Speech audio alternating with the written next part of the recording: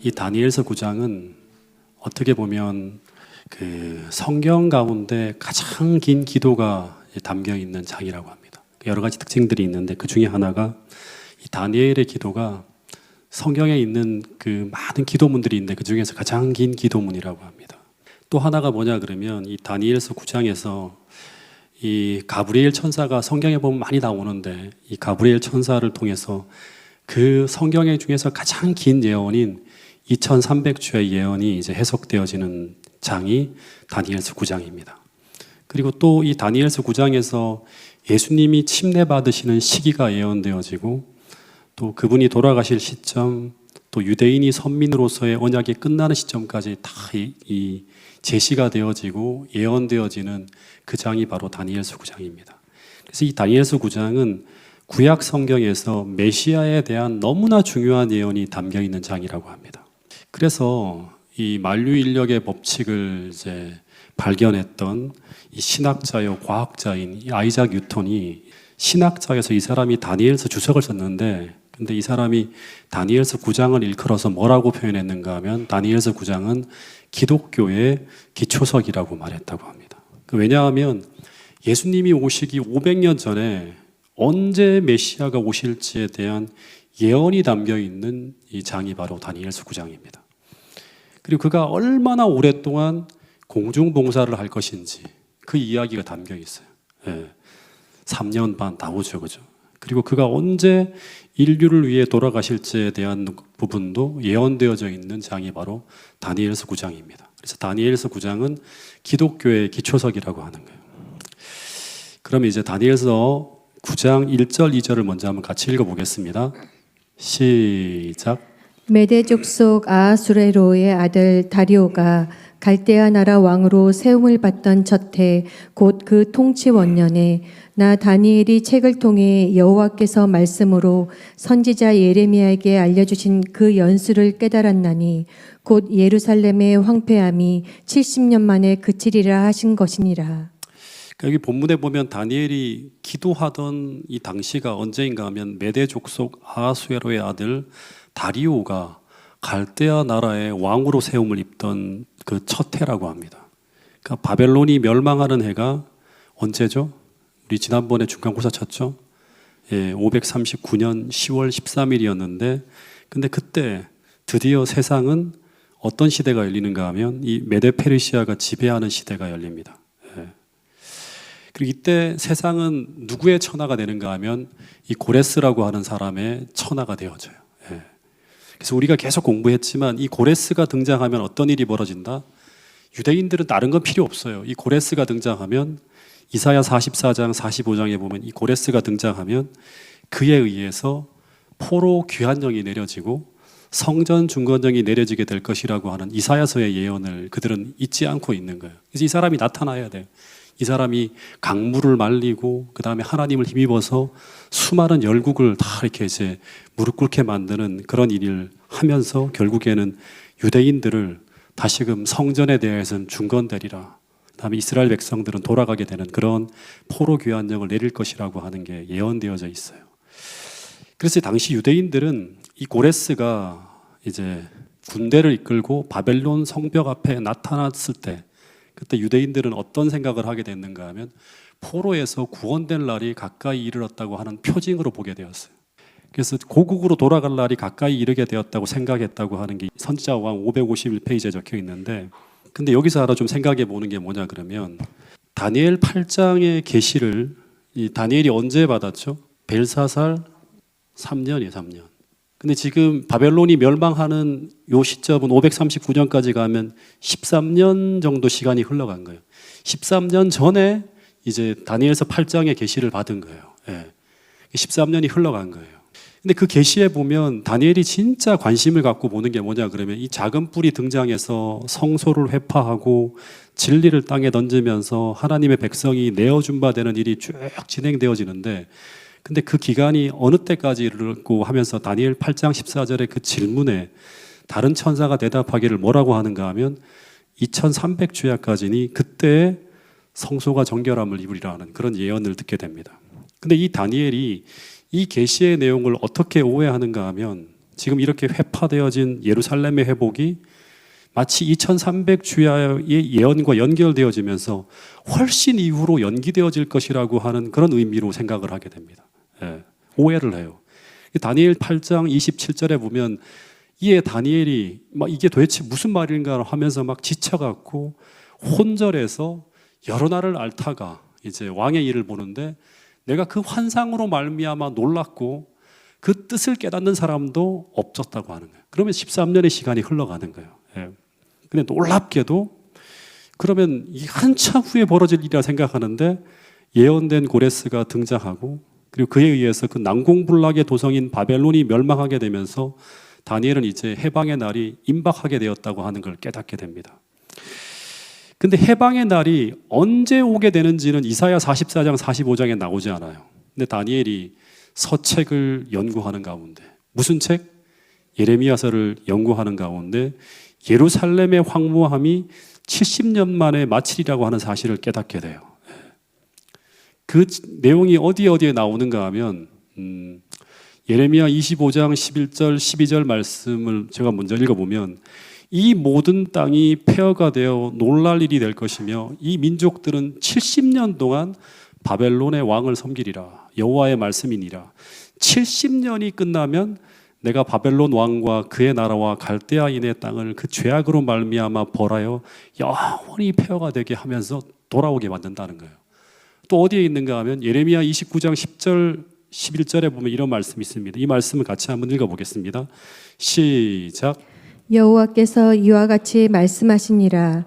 바벨론에서 70년이 차면 내가 너희를 돌보고 나의 선한 말을 너희에게 성취하여 너희를 이곳으로 돌아오게 하리라. 여호와의 말씀이니라. 그러니까 여기에 반복되어서 나오는 게 뭐냐 그러면 예루살렘의 황무함이 70년 만에 마친다고 하는 거예요. 근데 이 다니엘이 지금 포로가 되어서 끌려온 게 언제죠? 기원전 600 몇 년, 5년 끌려왔어요. 근데 지금 얼마나 지나갔죠? 지금 기원전 539년이에요. 예. 38년, 39년 이렇게 이제 어간이에요. 그러면 이게 몇 년이 지나간 거예요? 68년이 지나간 거예요. 예. 그럼 70년 만에 황무함이 끝난다고 하면 70년에 해방이 온다 몇 년이 남은 거예요? 예, 2년 남은 거예요. 그래서 다니엘이 생각하기를 이제 평생을 기도해온 그 예언의 성취가 이제 눈앞에 가까이 다가온 것을 깨닫게 돼요. 그러면 이제 우리는 고국으로 돌아가기 전에 무엇을 해야 되는가 고민했겠죠. 근데 이 예레미야의 말씀을 보면 이 예언 속에는 약속이 담겨 있는데 그 약속은 바로 이 예언이 이루어지게 하기 위해서 유대인들이 해야 될 일이 있어요.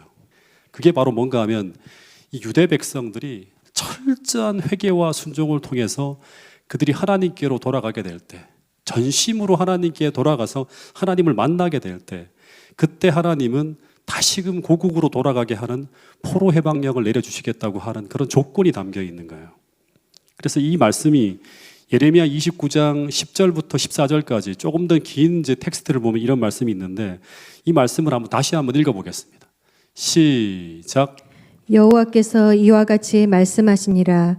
바벨론에서 70년이 차면 내가 너희를 돌보고 나의 선한 말을 너희에게 성취하여 너희를 이곳으로 돌아오게 하리라.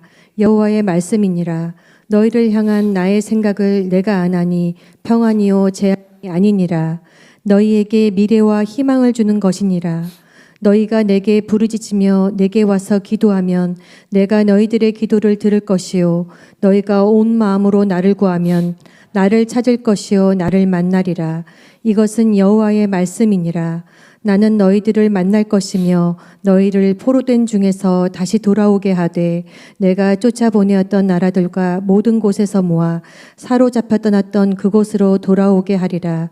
이것은 여호와의 말씀이니라. 예, 그래서 전심으로 돌아오라고 하는 거예요. 돌아오면 그게 하나님께서 길을 열어주겠다고 하는 거예요. 만나게 하시고. 그래서 이때부터 다니엘은 자신이 범죄한 유대 민족을 대신해서 회개하고 자복하면서 열렬하게 이 동족의 해방과 예루살렘 성전의 회복을 위해서 막 기도하게 됩니다. 예. 그러면 이때 사단도 가만히 있지 않았겠죠. 예.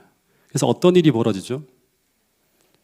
다니엘서 6장을 보면 이 다니엘의 이 위대한 기도를 중단시키기 위해서 30일간 어떤 신에게도 기도하지 못하게 하는 법정으로 위협합니다. 더하여서 이렇게 기도하는 다니엘을 사자굴 속에 떨어지게 하는 사건이 벌어지게 돼요. 다니엘서 6장과 다니엘서 9장은 같은 시기에 벌어진 사건이라고 했죠. 다리오 원년이에요. 539년. 근데 이때 이 다니엘의 나이가 대략 어느 정도 되는가 하면 85세에서 86세의 고령입니다. 18세에 이제 처음으로 잡혀가서. 근데 그런 고령의 다니엘이 목숨을 걸고 그토록 열렬하게 막 기도할 때 그때 이 다니엘이 어떻게 되죠? 사자굴에 들어가지만 근데 이 사건을 통해서 어떤 일이 벌어지게 되는가 하면 사자굴 속에 들어가서 죽는 게 아니라 살아나오잖아요. 그러면서 이 다니엘의 신앙과 믿음과 이 하나님의 권능이 온 페르시아 땅에 막 전해지게 됩니다.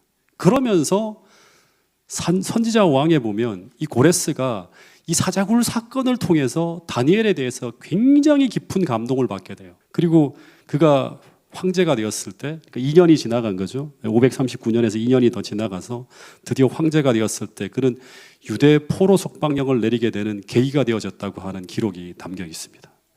그래서 이때 다시 말하면 다니엘서 6장에 다니엘이 사자굴에 들어가기 전에 목숨을 걸고 기도했던 그 기도의 내용이 이제 그 이후에 나오는데 한번 살펴보겠습니다. 어떤 기도를 했는지 사자굴 속에 들어가기까지 그가 멈추지 않았던 그 기도의 내용이 뭔지를 한번 좀 살펴보겠습니다.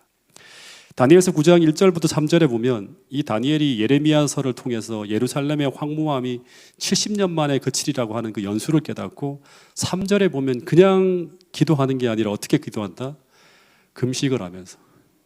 한번 여러분 금식을 하면서 한번 진짜 절박하게 절절하게 기도할 그런 기도 제목이 여러분 혹시 있나요?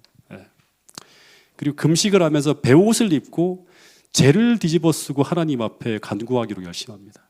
다시 말하면 내가 죄인입니다. 하나님 정말 목숨을 걸고 기도하겠습니다 하고 막 그러는 거예요. 베옷을 입는 것은 언제 입죠? 성경에 보면 상을 당했거나 또는 크게 의분이 일어날 때 또는 금식할 때 이럴 때 입어요.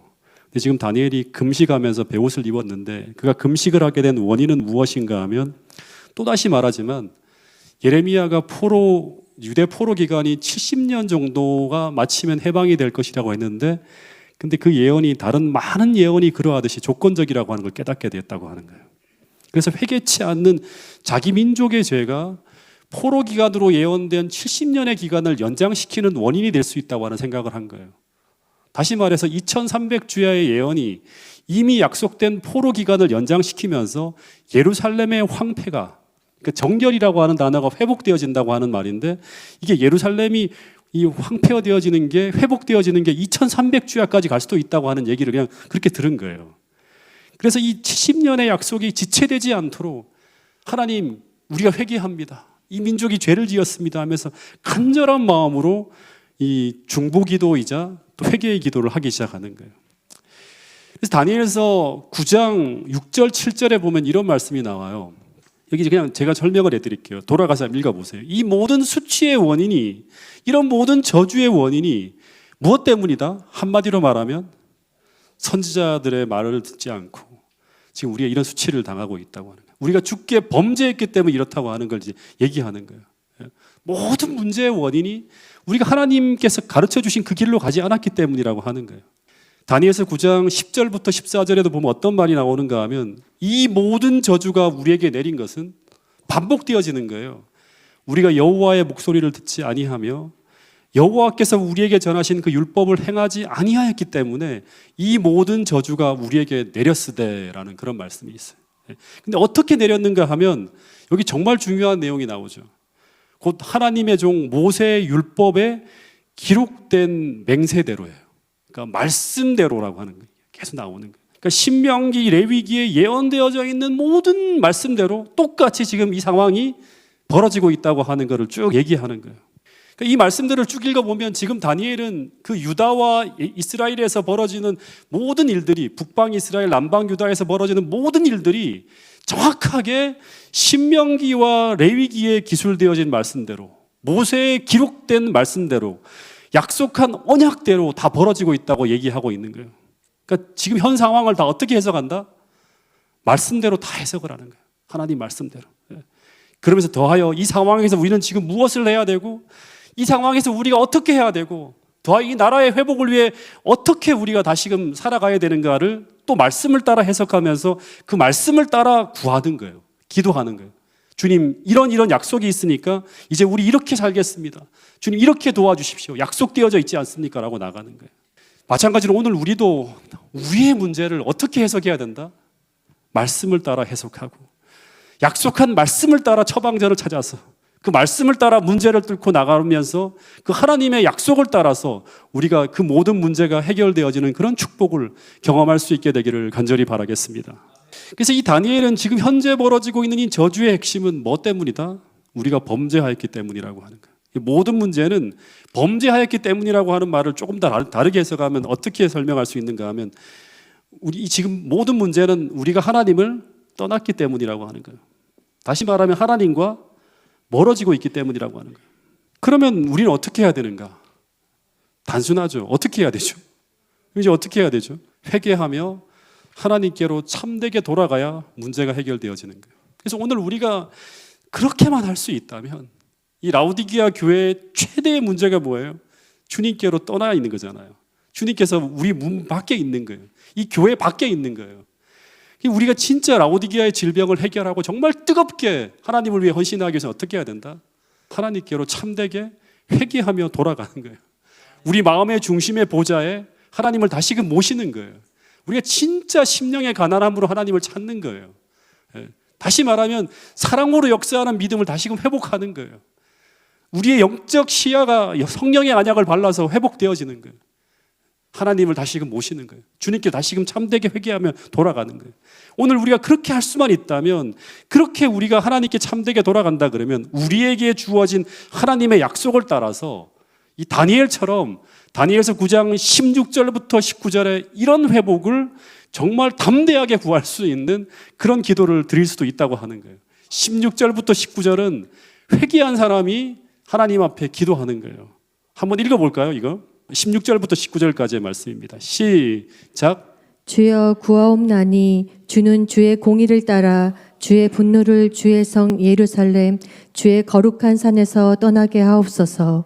이는 우리의 죄와 우리 조상들의 죄악으로 말미암아 예루살렘과 주의 백성이 사면에 있는 자들에게 수치를 당함이니이다.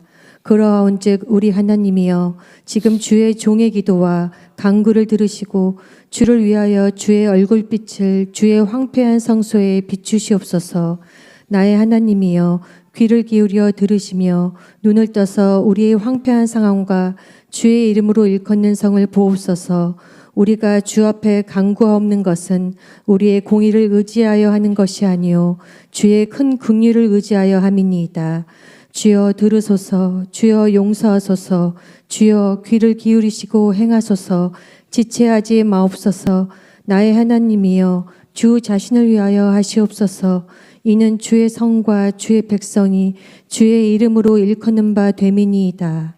여기 본문에 보면 우리가 저지른 죄악으로 말미암아 예루살렘과 주의 백성이 사면에 있는 자들에게 수치를 당하고 있는데, 17절에 보니까 그러하온즉 우리 하나님이여, 지금 주의 종의 기도와 간구를 들으시고 주를 위하여 주의 얼굴빛을 주의 황폐한 성소에 비추소서란 말이에요. 그러니까 얼굴을 비춘다고 하는 의미가 어떤 표현이에요? 이걸 여러분들 이런 표현들이 성경에 많이 나오죠.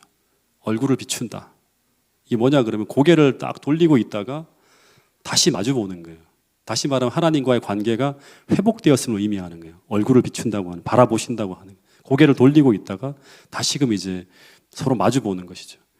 19절에 보니까 주여 들으소서, 주여 용서하소서, 주여 귀를 기울이소서 행하소서, 지체하지 마옵소서 하는데, 근데 왜 지체하지 않고 빨리 기도 응답을 들어주셔야 되는가?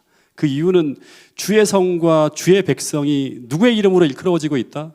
주의 이름으로 일컬어지고 있기 때문이라고 합니다. 이 말은 주와 하나님 백성 간의 언약이 회복되어지면 하나가 되어는 거예요. 내가 진짜 주님께로 참되게 돌아가서 주님과 내가 하나가 되어지면 나와 주님은 마치 아버지 하나님과 예수님이 하나이듯이 그렇게 하나가 되어지는 거예요. 그러니까 우리 문제를 하나님 빨리 풀어줘야 돼요.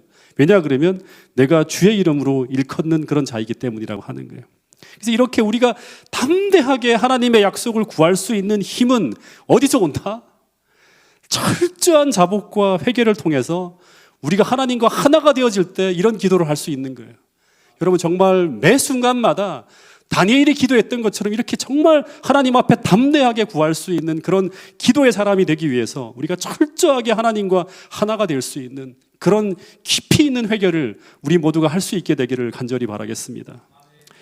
근데 이 다니엘서 9장의 기도는 사람이 드릴 수 있는 가장 깊고 가장 높은 기도의 모본으로 제시된 기도문이에요. 모세가 드렸던 그 기도문과 거의 방불할 정도라고 합니다. 근데 이 다니엘의 기도는 이제 학자들이 말하기를 예수님이 겟세마네에서의 기도의 장면을 연상시키는 위대한 기도라고 합니다. 이 다니엘은 어떤 사람인가 하면 다니엘서 9장 23절에 보면 크게 하나님의 은총을 입은 자라고 해요. 근데 더하여서 이 다니엘은 다니엘서 6장에 보면 어떤 사람인가 하면 사자굴 사건이 일어나기 전에 그를 죽이려고 덫을 놓고 허물을 찾던 원수들이 율법으로 정죄하지 아니하면 아무 근거도 찾지 못할 정도로 그런 깨끗한 사람이었어요. 진실한 사람이었고. 그런데도 다니엘이 뭐라고 하는가 하면 나는 죄인이라고 하면서 하나님 앞에 자신을 낮추며 자복합니다. 심지어 다니엘이 뭐라고 하는가 하면 나는 동족들과 동일시하면서 유대 백성들과 동일시하면서 그 백성의 죄를 짊어지고 중보하면서 범민 중에 탄원하는 이 모습은 마치 예수님께서 하나님의 지극히 사랑을 받는 자, 크게 은총을 입은 자로서 이 땅에 오셔서 인간의 모든 죄를 담당하시고 고뇌하며 탄원하던 그 겟세마네의 장면을 연상시키는 그런 기도의 모습이라고 하는 거예요. 근데 이 다니엘의 기도의 끝에 누가 오죠? 가브리엘 천사가 나타나서 기도 응답으로 등장하는 것처럼 예수님의 그 겟세마네에서 기도의 끝에 누가 오죠? 똑같이 가브리엘 천사가 내려와서 이 예수님을 수종하면서 아버지의 메시지를 전하는 장면을 보게 됩니다. 너무나 비슷해요. 그래서 이렇게 주님의 마음을 가지고 주님과 같은 위대한 기도를 드릴 수 있는 그 사람이 뭐를 변화시킨다? 시대를 변화시키는 그런 위대한 기도를 하나님으로부터 이렇게 연결해서 기도할 수 있는 그런 사람이 될 수 있는 거예요. 모든 성도들이 정말 철저하게 회개하고 주님과 하나가 되어지는 가운데 정말 이 다니엘처럼 이 시대를 위해서 기도할 수 있는 그런 기도의 지평을 넓힐 수 있는 그런 성도들로 거듭나게 될 수 있기를 간절히 바라겠습니다. 어저께 잠깐 우리 그 중보 기도팀하고 이제 첫 모임을 가졌는데 그때 한 집사님이 그런 말을 하더라고요. 왜 재림교회 교인들은 기도가 맨날 이 기도의 지평이 작은지 모르겠다. 국가를 위해서, 사회를 위해서, 민족을 위해서 기도하지 않는지 모르겠다는 그런 말을 하는데 오늘 이 말씀을 보니까 진짜 우리가 하나님과 깊은 어떤 이런 그 교제 속으로 들어갈 때 하나님이 우리에게 이 기도의 지평을 작게 보게 하는 게 아니라 더 위대한 기도를 할 수 있는 사람으로 우리를 변화시킬 수 있지 않을까 하는 생각이 듭니다. 진짜 시대의 문제, 한국교회의 문제를 놓고 기도할 수 있는 그런 성도들이 모여있는 곳이 되어서 정말 그 일을 위해 헌신할 수 있는 길을 또 찾게 해달라고 구하는 가운데 정말 엄청난 기도 운동과 또 하나님이 함께 하시는 놀라운 이 운동이 벌어져서 진짜 주님의 오시는 그 길을 예비할 수 있는 교회가 될 수 있기를 간절히 바라겠습니다. 이 다니엘이 예루살렘 성과 유대 백성을 위해 드리는 이 다니엘의 기도가 너무나 절절하게 하늘을 향해 올라갑니다. 주님 용서해 주세요. 주여 들으소서. 지체하지 말아달라고 하는데 아마 금식하면서 했으니까 완전 펑펑 울면서 막 소리를 지르면서 열렬하게 막 구했겠죠. 하나님 지체하시면 안 됩니다. 더 끌면 안 됩니다. 하면서 막 기도하는데 근데 이런 절절한 기도가 올라갈 때 이제 드디어 하늘에서 응답이 옵니다. 20절에 보면 이런 일이 벌어졌다고 합니다. 내가 이같이 말하여 기도하며 내 죄와 내 백성 이스라엘의 죄를 자복하며 내 하나님의 거룩한 산을 위하여 내 하나님 여호와 앞에 간구할 때, 그러니까 간구할 때라는 말은 다니엘이 계속 기도를 하고 있는 중이라고 하는 말이에요. 근데 그때 21절에 어떤 일이 벌어지는가 하면 내가 말하여 기도할 때, 계속 기도하고 있는 중에 하나님 뭐 지체하지 마세요. 계속 기도하는 할 때 갑자기 이전 이상 중에 본 그 사람 가브리엘이 빨리 날아서 저녁 제사 드릴 때쯤에 내게 이르더니라고 합니다. 이전 이상 중에 본 그 사람 가브리엘이라고 했는데 이전 이상이 뭘까요? 바로 다니엘 8장 16절에 보면 8장이에요. 가브리엘이 등장하죠. 네. 가브리엘 등장해서 이제 이전 이상이라고 하는 말은 바로 다니엘 8장의 이상이에요. 그러니까 9장엔 이상이 없어요. 그죠? 그러니까 8장의 이상 중에 본 그 가브리엘이 등장했는데 그 사람이 22절에 보면 날아와서 뭐라고 하는가 하면 내가 내게 가르치며 내게 말하여 가로되 다니엘아 내가 이제 내게 지혜와 총명을 주려 나왔나니 곧 내가 기도를 시작할 즈음에 기도를 끝날 즈음이 아니라 기도를 시작할 즈음에 명령이 내렸다. 그러니까 예수님의 명령이 탁 내렸는 거예요. 그러므로 내가 이제 내게 고하러 왔느니라 하는 그런 말을 해요. 근데 22절에 이 말씀은 진짜 은혜스러운 말씀이에요. 가브리엘이 말하기를 너의 기도의 응답으로 내가 내게 가르치며 내게 지혜와 총명을 주려 왔는데 근데 그 기도 응답이 언제 이루어졌는가 하면 언제 이루어졌다? 기도가 시작할 즈음에 명령이 내렸다고 하는 거예요. 여러분 이 말씀을 좀 많이 묵상했으면 좋겠어요. 근데 시작할 때가 언제냐? 3절에 보면 다니엘이 시작할 때 어떻게 했어요? 금식하며 죄를 무릅쓰고 기도하려고 할 때 이때 이제 다니엘이 기도에 시작할 때의 모습인데 바로 그때 예수님께서 가브리엘에게 뭐라고 하는 거예요? 기도 내용 듣기도 전에 그때 어떻게 한다? 가브리엘에게 가브리엘아 다니엘에게 날아가서 그게 어떻게 알아? 지혜와 총명을 주며 그가 무슨 기도할지 다 알아. 그래서 이스라엘의 해방이 언제 이루어질지 그리고 내 백성 이스라엘을 위한 하나님의 계획을 알려주고 메시아의 탄생과 다니엘 8장 14절의 그 예언을 깨닫게 해주라고 하는 예언이 그 명령이 딱 떨어졌다고 하는 것입니다.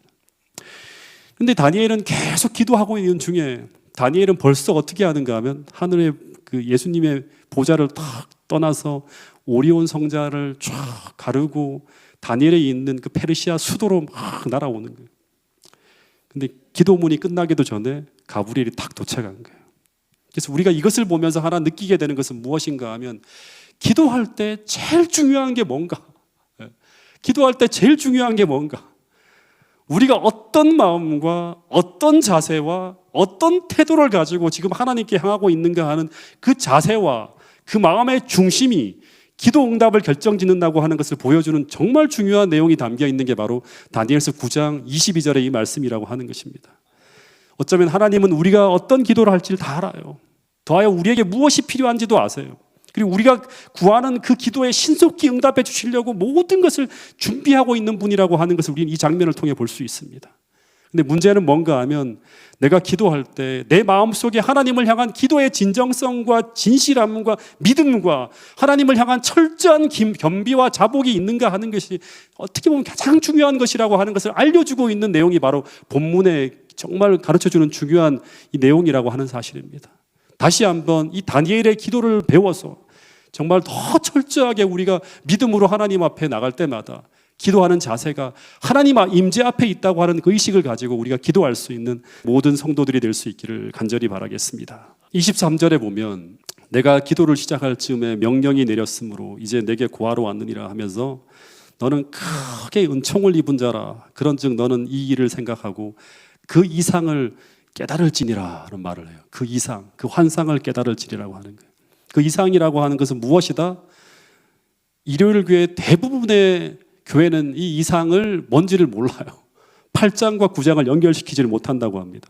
주석을 보면 이상은 바로 뭐냐 그러면 다니엘 8장 14절에 2300주야에 대한 그 이상밖에 없어요.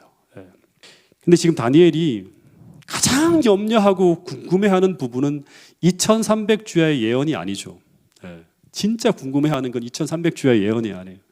다니엘이 지금 가장 궁금해하는 부분이 무엇일까요? 이 다니엘서 9장에서 지금 계속 기도하고 있는 부분이 뭐냐 그러면 유대 포로 석방령이 언제 이루어질지 하는 것과 더하여서 유대 백성의 장래예요. 2300주야를 보니까 이게 뭐 유대인들이 진짜 정말 힘들어질 수 있는 그런 시간을 지나갈 것 같은 그런 생각이 드는 거예요. 그래서 이 가브리엘 천사가 다니엘이 혼동하고 오해했던 부분을 먼저 설명해 주기 시작해요. 24절에 보면 뭐라고 하는가 먼저 2300주야의 긴 예언에서 먼저 무엇에 대한 얘기를 먼저 해줘요? 내 백성과 하는 거예요. 내 거룩한 성을 위하여 70일에로 어떻게 했다? 기한을 정했다고 하는 거예요. 다시 말하면 너는 먼저 깨달아 알지니라 하면서 2300주의 기간이 포로된 유대 백성이나 그 황폐한 예루살렘 성의 회복을 위한 기간이 아니라 먼저는 2300주야에서 어떻게 한다? 내 백성과 내 거룩한 성을 위하여 70일에로 기한을 정했다고 하는 거예요. 기한을 정했다고 하는 이 말은 뭔가 하면, 이 기한을 정하다고 하는 말은 히브리어로 하타크라고 하는 단어를 써요. 하타크라고 하는 단어를. 하타크라고 하는 단어를 쓰는데, 이 하타크라고 하는 단어가 뭐냐 그러면 컷오프 하는 거예요. 잘라내다, 자르다, 작정하다고 하는 그런 의미를 담고 있어요. 다시 말해서 이 단어는 어디에서 끊어낸 기간이라고 하는 거예요. 그럼 어디에서 끊어냈는가? 8장, 9장의 문맥에서 비춰보면 대답은 자명하죠. 다니엘이 지금 이전 이상인 2300주야와 백성의 포로 및 성전 회복 사이의 관계 속에서 막 혼란을 겪고 있었기 때문에 우선은 내 백성과 거룩한 성을 위해서 70주일을 어디서 끊어낸다? 2300주야에서 끊어낸 기간이라고 밝히고 있는 거예요. 그래서 진짜 중요한 걸 여기서 하나 얻게 되는데, 2300주야의 시작과 70일의 시작은 같은 시작점을 갖게 된 것이라고 하는 거예요. 그러니까 70주일의 출발점이 2300주야의 출발점이 되는 거예요. 같은 거예요. 여기서 잘라냈으니까. 근데 이 70주일은 70 곱하기 7을 하면 며칠이에요? 490일이죠. 그럼 연일 법칙에 의하면 이거는 490년이라고 하는 거죠. 그러니까 490년이라고 하는 긴 시간이 당시 하나님의 선민인 유대 백성에게 주어진 시간이에요. 여기서 좀 제가 하나 좀 깊이 깨닫게 되는 건 뭐냐 그러면, 이 70주일 490년을 통해서 하나님께서는 마침내 하나님의 백성을 통해 이루시고자 하는 모든 것을 다 이루신다고 하는 거예요. 그것들이 무엇인가 하면 24절에 나온 것처럼 허물이 마치고 죄가 끝나고 죄악이 영속되고 영원한 의가 드러나면서 예언과 이상이, 구약시대 모든 예언과 이상이 다 응하는 거예요. 지극히 높으신 자가 기름 부음을 받는 것이, 다시 말하면 예수님이 이 땅에 오셔서 이루시고자 하시는 모든 예언을, 이스라엘 백성들을 통해서 하나님께서 이루시고자 하시는 모든 예언이 다 어디서 끝난다? 70주일에서 490년 안에서 다 이루어진다고 하는 것입니다. 그래서 하나님은 비록 나와 여러분이 구원을 받지 못한다 하더라도 하나님이 이루시고자 하시는 뜻은 다 이루어진다고 하는 거예요. 다시 말해 유대 나라가 결국 하나님 나라로서는 실패하지만 그래도 하나님은 그 유대 나라를 통해서 이루시고자 하는 것들을 다 이루셨다고 하는 거예요. 그런데 유대 나라가 만약에 하나님께 충성되이 살았다면 더 영화롭게 이 일을 이루실 수 있었겠죠. 우리도 하나님의 뜻을 이루는 도구로서 사용되어지는 것에 그치는 것이 아니라 주님과의 온전한 관계를 통해서 영원히 주님 것으로 되어질 수 있는 그런 축복을 우리 모두가 경험할 수 있게 되기를 간절히 바라겠습니다. 단지 이 예언의 선물을 우리한테 맡겨놓은 것으로 그치는 것이 아니라 우리가 이 말씀대로 살아감을 통해서 영원히 주님의 것이 되는 것이 정말 중요하다고 하는 것을 유대 백성을 통해서 다시 한번 깨닫게 될 수 있기를 간절히 바라겠습니다. 그러면 이제 마지막으로 한 가지만 더 공부를 하고 기도할 텐데요. 이 다니엘 8장에서 해결되지 아니하는 문제가 뭐냐 그러면 2300주야는 언제부터 시작되어지는 것인가? 70주일의 예언이 언제부터 시작되어지는가 하는 것인데 그 문제에 대한 해답이 바로 다니엘서 9장 25절에서 시작됩니다. 25절에 보면 그러므로 너는 깨달아 알지니라 하면서 예루살렘을 중건하려고 하는 영이 날 때부터라고 하는 거예요. 8장과 9장을 통틀어서 여기에서 처음으로 뭐가 나와요? 부터가 나옵니다. 2300주야까지는 있는데 부터가 없었어요. 근데 여기 처음으로 부터가 나옵니다. 너는 깨달아 알지니라.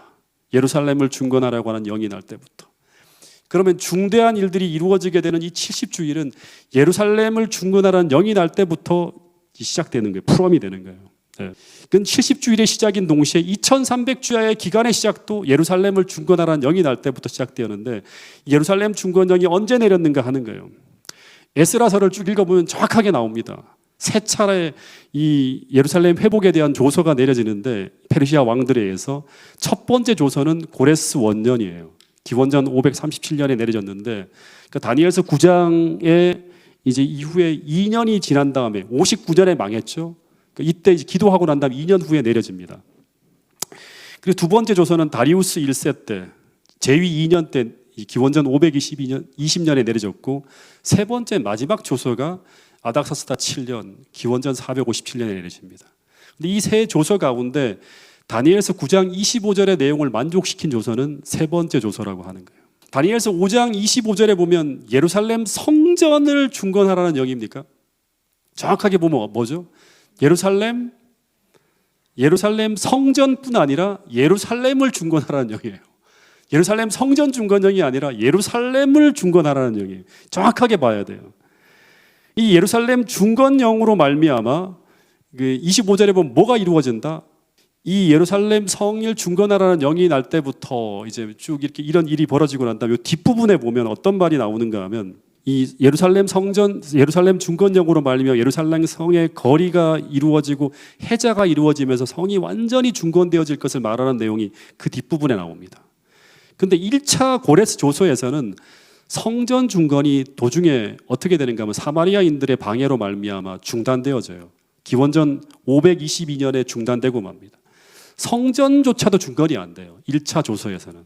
막 쌓아가다가 이제 결국에는 중단되어진 일로 멈추게 되는데, 근데 두 번째 조서인 다리우스 1세 때는 기원전 520년에 내린 조서는 뭐냐 그러면 이 고레스의 조서를 다시금 찾아내는 거예요.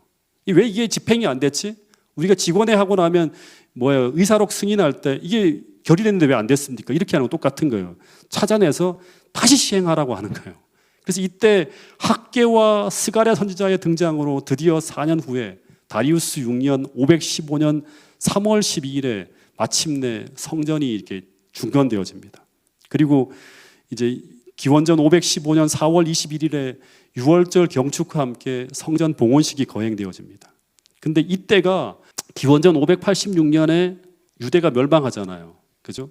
성전도 같이 이제 무너지는데 딱 70년이 지나는 이때 515년에 성전이 중건되어져서 이스라엘의 황무함이 70년 만에 그치리라고 하는 예언이 이렇게 또 성전 중건을 통해 또다시 성취되어지는 걸 볼 수 있습니다.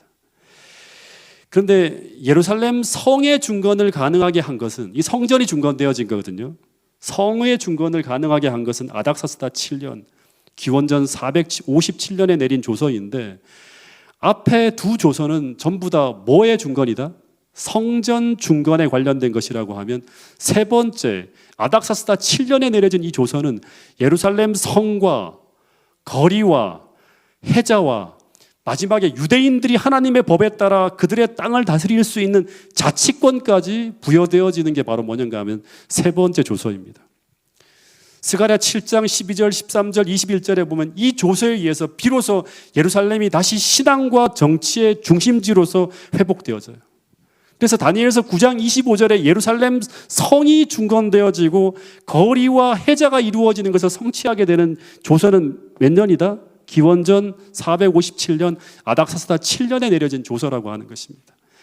그래서 기원전 457년은 2300주야의 시작, 70주일의 시작에 기산점으로 정하는 것이 확실하다고 하는 거예요. 그럼 이제 결론. 이것이 맞다면, 이것이 진짜 맞다면 오늘 우리는 성경 예언상 가장 긴 예언의 시작과 끝을 알 수 있는 거예요. 이것은 종말을 연구함에 있어서 굉장히 중요한 일이라고 하는 것입니다. 1800년대 당시 윌리엄 밀러와 재림운동 신자들이 이것을 깨닫고 난 후에 자신들의 위치를 보게 되는 거예요. 와, 우리가 성경 예언과 역사 속에서 우리가 서 있는 위치가 진짜 중요한 위치구나. 그러면서 우리는 뭘 해야 된다? 이것을 깨달았으면 재림을 준비하는 삶을 살아야 되는구나. 그리고 이것을 알리는 곳에 우리를 다 헌신해야겠구나. 이런 생각을 하면서 헌신한 사람들이 바로 이 교회를 세운 우리 믿음의 조상들이라고 하는 것입니다. 실제 윌리엄 밀러는 이 예언을 깨닫고 난 후에 이것이 정말 맞는지 또 확인하고 또 확인해서 혹시라도 세상을 사람들을 미혹하는 그런 일을 할까봐 2년을 또 연구하고 진짜 또 준비해서 검토합니다. 이 예언은 확실하게 검산할 수 있는 예언이죠. 검산하는 것에 대해서는 우리가 다음번에 공부할 때 이제 검산을 해보겠지만 이 시작과 끝을 아는 사람들은 이제 주님의 재림이 마지막 대속죄일이 끝나면 뭐로 간다? 초막절, 장막절을 기다리는 거예요. 우리는 그 지점을 지금 지나가고 있는 사람이라고 하는 거예요. 성경을 믿는다면 우리는 어떻게 살아야 되는가? 대속죄일 시대 하나님 백성들이 어떻게 살았는지를 보고 이 마지막 시대에 우리가 어떤 기별을 전해야 되고 어떻게 살아야 되는지를 진지하게 고민하면서 검토하고 난 이후에 이것을 믿는 사람들은 어떻게 하는가? 이 운동 속에 같이 들어오는 거예요. 재림교회는 계시록 10장에 다시 예언하게 하는 그런 어떤 또 한 번의 재림운동을 일으켜야 될 사명을 가지고 서 있는 사람들이 바로 우리라고 하는 것입니다. 이 부분을 다시 한번 심각하게 생각하고 우리의 위치와 우리의 삶이 과연 재림을 준비하고 정말 이 교회에 세우신 하나님의 뜻과 그 길을 향해서 우리가 가고 있는지를 여러분의 삶과 또 저의 삶을 진지하게 검토하면서 다시 한번 철저하게 하나님께 돌아가서 우리의 기도의 모든 제목이 바뀌고요, 우리 삶의 모습이 다 바뀌고 목적이 바뀌는 가운데 정말 이전에 보지 못한 내 큰 부흥의 역사를 이루어갈 수 있는 저와 여러분들이 될 수 있기를 간절히 바라면서 오늘 말씀을 줄이도록 하겠습니다.